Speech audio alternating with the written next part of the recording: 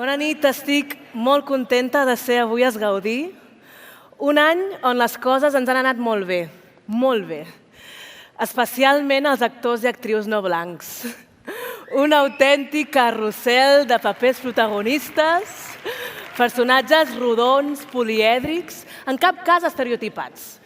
Un any ple de reptes interpretatius que ens han fet demostrar al món del que som capaces.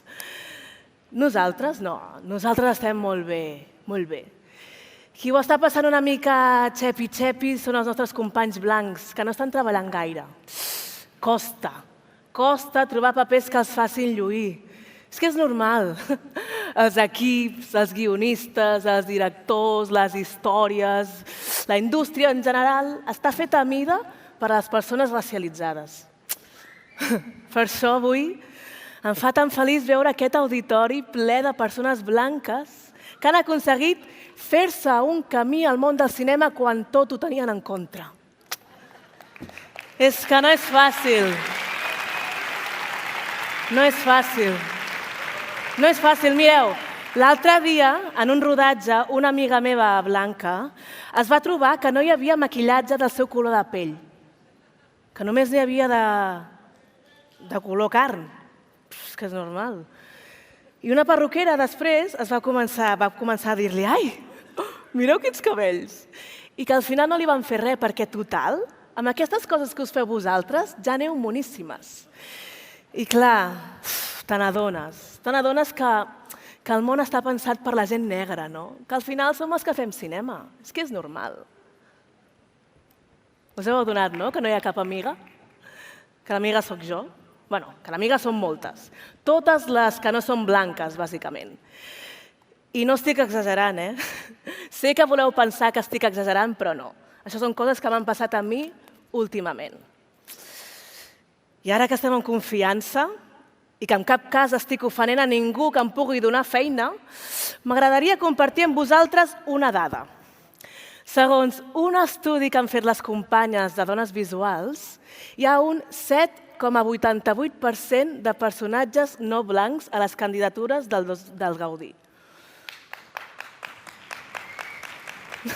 Un 7,88% de personatges no blancs, no negres.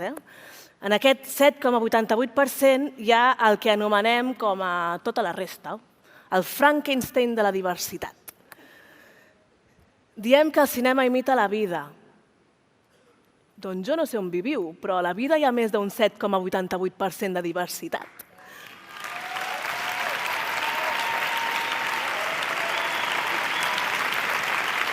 Tu et lleves, baixes a fer el cafè, agafes el bus i ja t'has patat aquest 7,88%.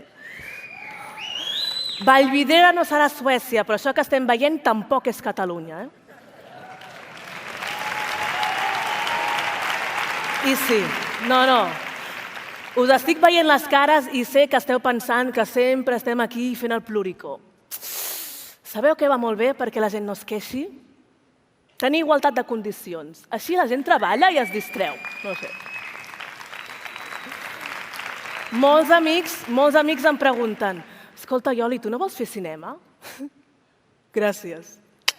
Gràcies per comentar-m'ho, perquè no puc esperar a tornar a fer de treballadora sexual sense papers, que és l'únic registre que podem tenir les dones negres aquí a Catalunya, ara per ara, mentre esperem a que algú es posi a fer el biòpic de la Moreneta, que sabem que ho acabarà fent Úrsula Corberó amb un filtre d'Instagram.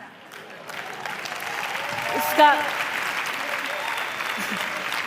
Clar que vull fer cinema, clar, però no hi ha càstings per nosaltres. Jo no puc fer de catalana perquè no semblo catalana, tot i que soc catalana. Un lío.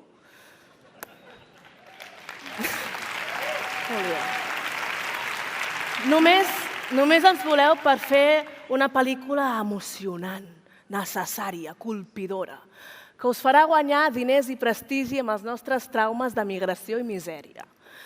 Jo també vull fer pel·lícules passejant, sospirant per la meva segona residència a l'Empordà, decidint si em quedo menjant o m'empol, però no hi ha manera, tu, no hi ha manera. Si volem veure històries diferents, que entenc que és el que volem, Haurem de trobar la manera de com fer que hi hagin persones diferents escrivint aquestes històries. Perquè, si no, estem condemnades a tenir un cinema blanc, privilegiat i de classe alta que no representa la realitat i que, per tant, no serà català.